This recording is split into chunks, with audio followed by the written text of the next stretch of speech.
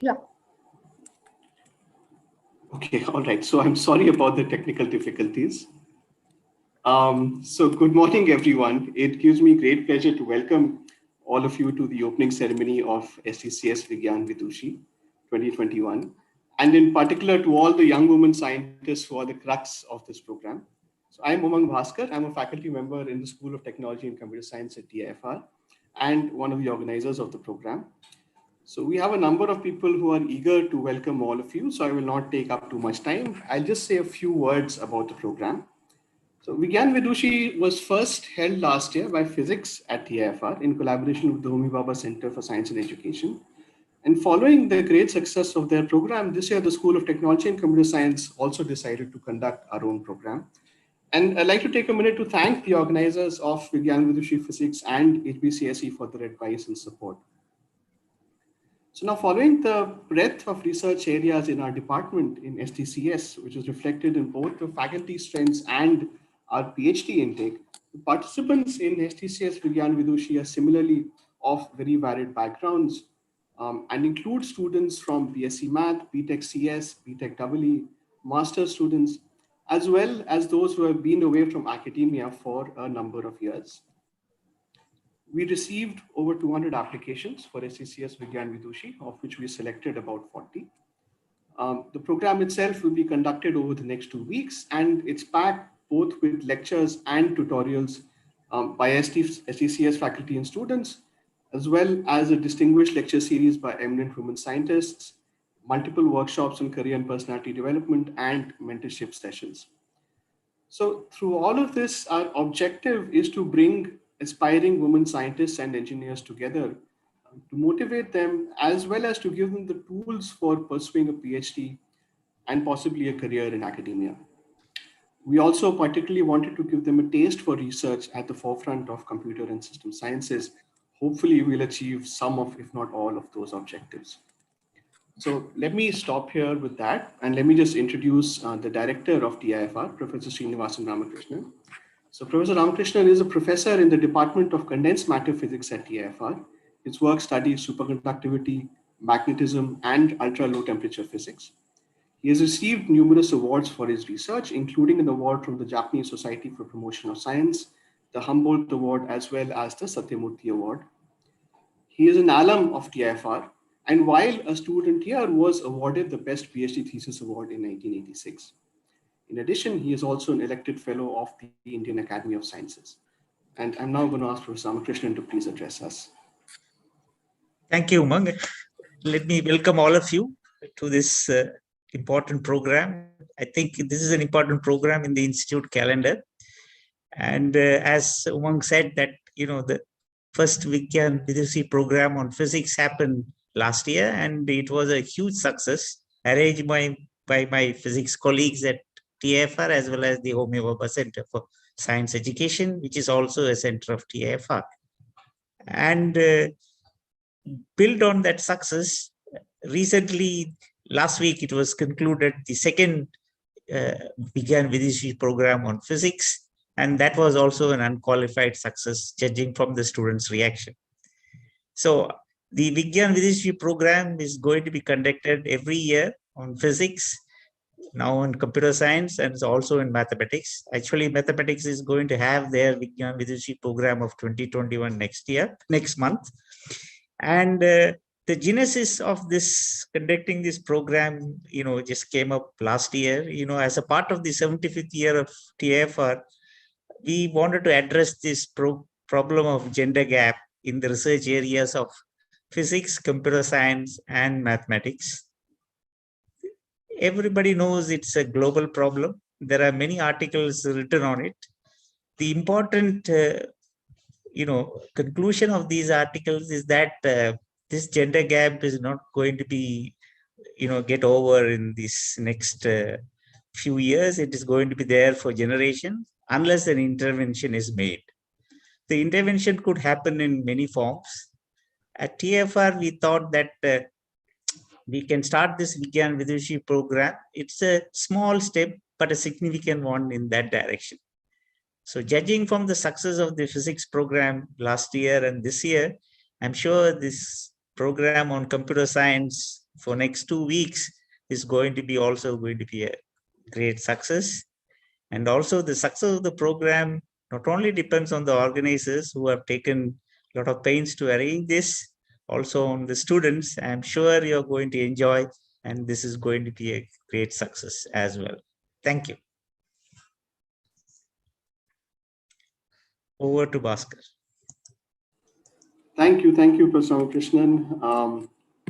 And great. So our next speaker is going to be the Dean of Graduate Studies at TFR, Professor Shubha Tole. Professor Tole is a professor in the Department of Biological Sciences in TIFR. And among her numerous awards and achievements, Professor Tole has been a recipient of the Infosys Foundation Award for Life Sciences in 2014, and is in fact the first woman Infosys Prize awardee outside of humanities and social sciences. She has received the Shanti Swarup Bhatnagar Award, which is India's highest scientific honor awarded by CSR, Government of India, and in fact is one of a small number of women Bhatnagar Prize awardees at TIFR. She is also the current chair of the Women in Science panel at the Indian Academy of Sciences. And she also writes mentorship blogs for students and has promised to post links for these blogs for us as well, which will no doubt be helpful to all of us. Professor Tole.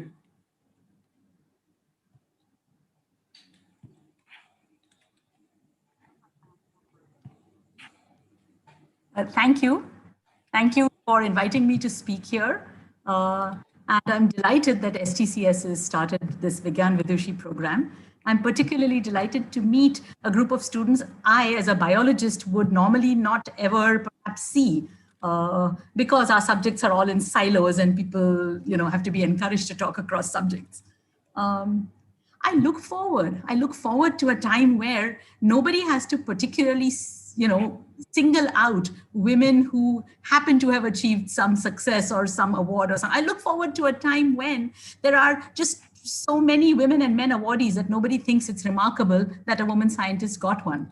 No, I mean it's kind of sad to be one of the very few women who have has progressed in their career and perhaps developed some of the potential that is within all of us. So let's talk about you. This is really about you. All of you are here because you deserve it. All of you are here because you are amongst the exceptional students of your generation. And all of you are here because you have, I expect, overcome very individual barriers that might have prevented you from becoming undergrad or a postgraduate student in your discipline. I imagine most of you are studying computer science or related fields. So congratulations to all of you. What I'd like to talk about today, I'm going to give a few examples of why it is, I think, that we women limit our own potential, limit ourselves. We are very skilled at giving ourselves a rejection slip before we even, aspire for something. There's nothing wrong with us. I think we've been programmed like this. And all of us struggle with this throughout our careers. You folks are at the beginning, so I have a few examples I'm going to talk about. Umang has kindly allowed me to speak for 10 to 12 minutes because I want to perhaps plant the idea that you could question your own sort of acceptance of giving up freedoms that, in some sense, are everybody's right. So, what freedoms am I talking about? Okay, I'm going to give a very almost strained and funny example. Think back. You've just left your college. You're walking on the street in your town or city. And what do you see on the street? Groups of guys of different, shopkeepers, students, people hanging around, sitting on stone platforms. In Mumbai, they'll be sitting by the Marine Drive like this, just hanging around and looking. Lukha, vela. I'm saying that the freedom to be utterly just, purposeless and sit around and just look and think and do whatever, it's a freedom that I don't see young girls exercise. have you ever seen girls clustered around or sitting around singly, just kind of doing nothing? We're the ones that kind of get looked at and commented upon or catcalled upon. But imagine we've gone through life walking from point A to point B in a purposeful manner because we don't have the freedom to just hang out and sit and think or not think. Okay? It's a freedom we have just never had. I don't want to say given up, because everybody tells us what to do and where to do it. If you've ever traveled alone by train, a single woman traveling by train, I don't need to, I mean, we've all had the experience, is the subject of inordinate amounts of attention, because everybody feels the need to know where you're from, where you're going, and nobody's there with you, as if you aren't capable of taking care of yourself. These very questions impose upon our freedom. We don't have the right to just be privately traveling by train. Now, how does this speak to, success in science and mathematics or computer science? I'm going to get to that. Here's another example. This example perhaps pushes the envelope a little bit more, but see if your rooms with your videos off, I want you to do this exercise. I want you to imagine you're in a garden and, there's lovely nature around and you're just sitting and enjoying life. Okay, that. I'd like for all of you to sit like that. Just imagine the sky and the birds and the flowers and everything. And then somebody walks by your bench. And what do? That. Okay. When I was in Chicago, I was a postdoc in Chicago. I went camping with some friends and we hiked on a trail and we sat by a lake, and I reached there first and I found a bench and I decided to just do that. And a friend came by and said, "Wow, you look so relaxed. I've never seen a girl sit like this." It just came, I've never seen a girl sit like this. And I began thinking, that's true. This is a very male pose, like this, legs stretched out, arms stretched out. We are told all our lives how to sit. Okay, we sit with our knees together. And I won't unpack that here, but think of the layered meanings of what it means for a society to instruct its girls that we must sit with our knees together. And now, how does this connect to science and maths and computer science? After all, you folks have all studied to very high levels in your chosen fields, which means that, you didn't face the barriers that many, many girl students face right from school about not doing math and not doing science and so on, and it's not for you and so on. But think if our physical actions have been limited in these ways that perhaps many of us never even thought about. Think of how our intellectual freedoms might also have been limited and we never knew. I mean, you may say, well, I don't really have the time to look around on streets and, gaze at things. And I like how I'm sitting, thank you very much. And that's your privilege. But, a bird flapping about in a very roomy, very airy cage may never know that it is in one. And yet you have to wonder, if the bars were not there, what flight path might that bird take? And might its wings not become stronger?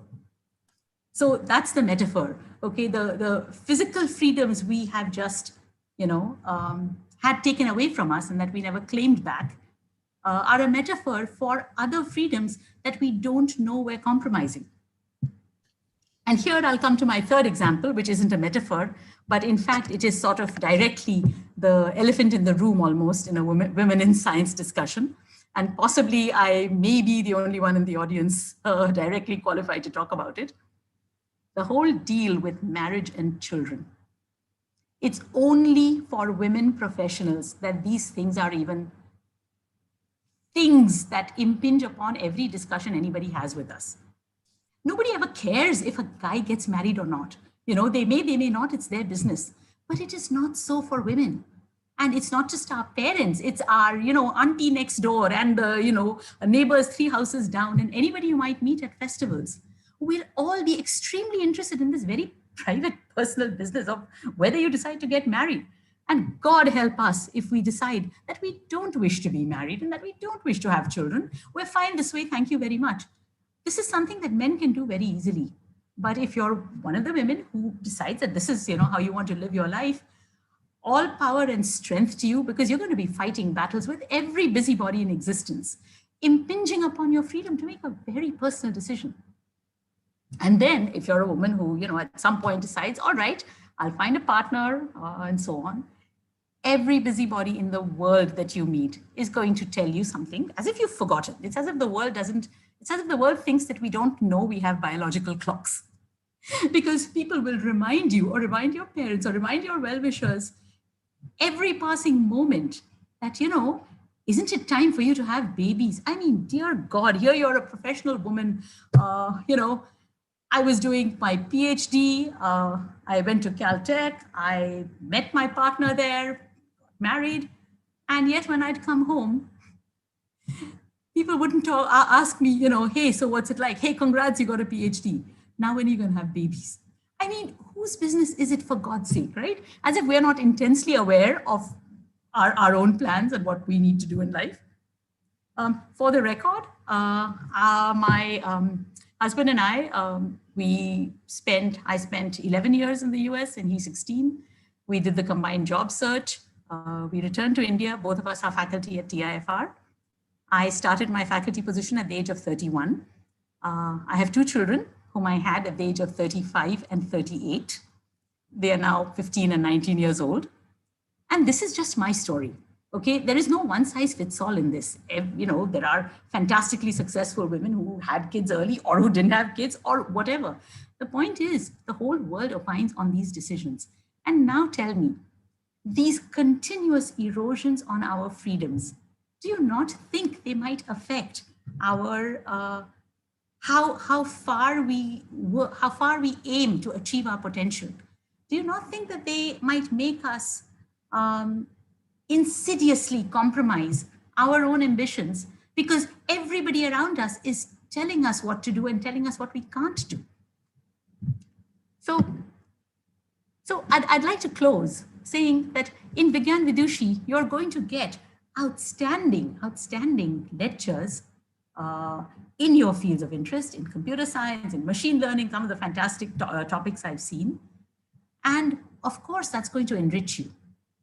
But also, do look out for people's stories.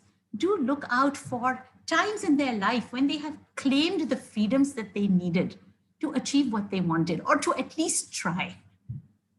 Do look out for the paths various people have taken. You will have mentors, you will have special lectures somewhere, and you will have your peers. Okay, so amongst the stories that you all exchange, you will be a networked group of people. Some of you have had shared experiences, some of you opposite experiences, some of you did opposite things in response to the same constraint. In sharing these stories, that is in some sense one of the richest take-homes from a Vigyan Vidushi program, that in all of these stories, you will find examples and ideas, and you will be able to map your own path through all of the hurdles you're going to face in life, through all of the constraints society might try and place on you. You will discover how to slowly collect these little badges of freedom that you didn't know you had given up. And it is these little badges of freedom that you collect along the way that will help you go farther than you had ever allowed yourself to. Thank you very much. I look forward to much success from all of you. Thank you so much, Shubha. So if I could, just say a little bit. This morning, Professor Tole called me and asked me if she could take a few extra minutes, and of course I said yes, because I figured it would be worthwhile for all of us. So thank you for that. To continue, so our last speaker today is going to be the Dean of the School of Technology and Computer Science, Professor Sandeep Juneja. Prior to being a faculty member at STCS in TIFR, he was a faculty member in mechanical engineering at IIT Delhi. He's held visiting positions at numerous places, including at Columbia University, Stanford University, and the Indian School of Business. I share my screen now, so go ahead, Umang. I wasn't done, Sandeep, sorry. Do you mind? I'm going to say a few more things about you just to embarrass you further. So in 2008, he was on leave from TFR. He headed up the quantitative activity in Bank of America's Indian operations. He is a recipient of the IBM Faculty Partnership Award as well as numerous Best Paper awards. And among his many other activities, he has recently been involved with numerous efforts to model and control the spread of COVID-19, particularly in Mumbai. He has also agreed to be one of the course instructors in Vigyan Vidushi STCS. So we'll see more of him and his research next week, and we'll hear from him right now. Please go ahead, Sandeep. Yeah, please go ahead and share your. Sure. So can you see my screen? Yeah, we can share. Do you want to make it full screen? Yeah, there we go. Okay, well, I'm actually still stressed out in the park that Shubha told me to be in. It was very enjoyable. I'm still there. That was a very nice speech, Shubha. I keep it very brief. I just want to say something very quickly, about doing a PhD. I talk to many students even now in their undergraduate, and I guess some of you are undergraduates, and then your friends will also fit the bill. And the awareness of what PhD means, what kind of career it means, appears to be missing. So I'll just add a few things. When I was undergrad and many students I talked to, the world of consulting is glamorous, the world of finance is glamorous, being an entrepreneur is glamorous. But the world that we are heading into, the world we're already into, deep knowledge of things is valued. It's enormously personally satisfying. And it's going to be increasingly valued in the world that we live in. People who are experts, people who really understand things. So, and the way to get there is through a PhD. So that's something for you to keep in mind as you see some of these courses and as you plan your career. I tried some of these things, and I can say that doing research at the basic level is perhaps the most satisfying things one can do in one's life. With this, let me move on. I'm just going to take a little bit of your time and tell you about the School of Technology and Computer Science that's running this course, this set of courses. And I just want to also thank Umang and team for organizing all of this. Okay, let's see if I can get the screen to move. So as many of you may know, TFR came about because of vision of three remarkable men, Homi Bhabha, J.R.D. Tata, and Jawaharlal Nehru. And TFR was created as an institute where top-class research is done in physics and in pure mathematics. And very soon it was realized that computer sciences has to be an inevitable part of fundamental research going forward. John von Neumann had prepared a report on how computers can be made. This is 40s now. And Homi Bhabha realized that we also need to play a role in this. So he's commissioned this project to build a computer. India was, India built this TFR built this first digital computer for India. This was early 1960s. It was pretty much top of the line. It was almost as good as what was there in the rest of the world. So this is, you see Jawaharlal Nehru actually christening Tifr. That's the name of the computer. Now, since then, computer science activity in TFR has been massive. We spawned the software industry. Software teaching was done. TFR was the primary source nationally for education in software, and many institutes in software development came out from India. I won't give you too much details, but just to add that around mid 80s, some of these software companies were taken off. They had a life of their own, so they moved away from TFR, and TFR, computer science activity, in consonance with the rest of TFR, focused more on conceptual fundamental aspects. So that was since mid 90s. In 1998, our School of Technology and Computer Science was formed, and currently we have. So let me just show you this picture. I'll end with this, but I'll give you a big picture here. That we have about 16 members, and one more will be joining us in a month or two. We have 6 adjunct associate faculty, 3 postdoctoral fellows, 22 PhD students, and 2 scientific officers. Our activities are shown in these boxes. So we have faculty who engage in these different activities. These boxes are difficult to construct, or at least it's difficult to box people into these boxes, because there's a lot of interaction across different disciplines within our group, and that's a trend of future of research all over the world. And we are doing very well here in India by having a lot of these collaborations, a lot of these I guess, broader perspective on tools and techniques needed in one school of technology and computer science in TIFR. So let me just very quickly say that, algorithms is a major area of research for us. It's all about kind of figuring out how to solve difficult problem, what step-by-step procedure to follow in a mathematically rigorous manner, and how to best do it. Our other group, complexity theory, is also a very large group here, which is about hardness of problems. All possible algorithms have to spend so much of effort. The problems you've probably heard of, P not equal to NP, difficult problems which can be verified quickly, can they also be solved quickly? You're given a solution, you can verify it's the correct solution or not. That's easy, but can you actually solve the problem quickly? Now, these are big conjectures, still open problems worldwide. So, we have people who think about these things here. Formal methods is about software writing, in a mathematically rigorous manner. You formally verify that the software that's been written has been written correctly. You have a whole theory of what that means. So we have a group working in that area as well. Information and communication theory. So I don't know how many of you know this, but it goes back to Shannon's key ideas that, you want to transfer information from point A to point B. You're going to throw information in the air and it's going to be noisy. There's some, there's a chance that it'll get corrupted with error. So how do you kind of space out information in such a manner that the chance of getting corrupted is very low, and how to do that in the fastest possible way?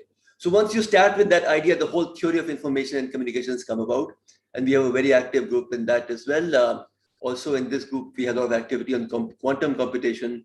Professor Ramakrishnan will talk about that in the next lecture, and in quantum information theory. So, a lot of, as all of these groups are basically focusing on the conceptual aspects of their respective areas of interest.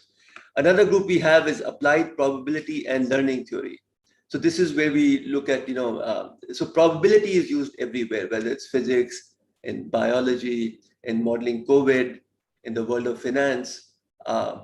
It's that's the way you deal with uncertainty in the world we are living with. How do you tackle it? You kind of build a model of uncertainty.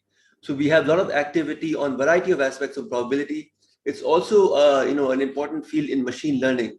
So we have activity in the theory that goes behind machine learning. So that's an emerging area of interest as well.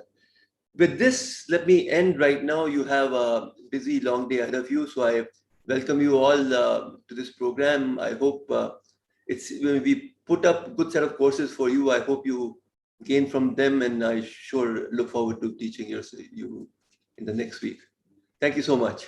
Over to you, Umang. Thank you so much, Sandeep. Thank you so much to all of the speakers in the session, as well as the participants and other attendees. So without further ado, as Sandeep said, you have a busy day ahead of you. So we'll jump straight into the technical session after this. Thank you again. We'll close this session now, and we'll meet with the quantum computation lectures. Thank you, everybody. Shrina, you can close the stream as well as the